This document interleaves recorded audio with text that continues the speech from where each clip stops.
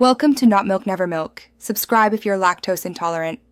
In this video, I will explain how to make cream perfume at home. First, gather your supplies, including a base wax and your favorite essential oils. Next, you will gently melt the wax and oils together, ensuring a smooth, even consistency. Finally, pour the mixture into small containers and allow it to set.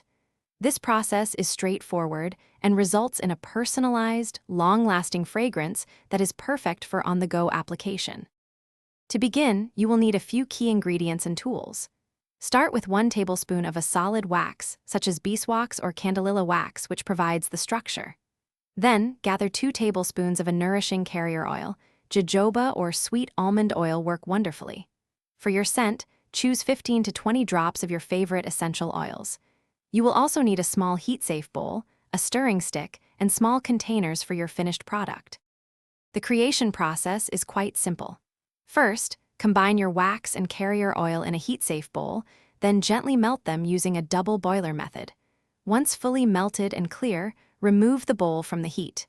Now, carefully add your 15 to 20 drops of essential oils, stirring well to ensure they are evenly distributed throughout the mixture.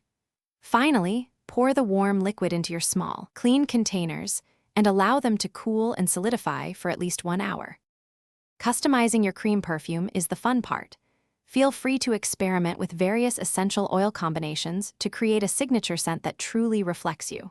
For example, try lavender and vanilla for a calming aroma, or citrus and peppermint for an invigorating boost. Store your finished cream perfume in a cool, dry place, away from direct sunlight, to maintain its consistency and fragrance for several months. Also, be sure to check the description below for a link to the Echo Dot smart speaker and other great deals to enhance your home. Thanks for watching. If this was helpful, leave a like and consider subscribing. See you next time.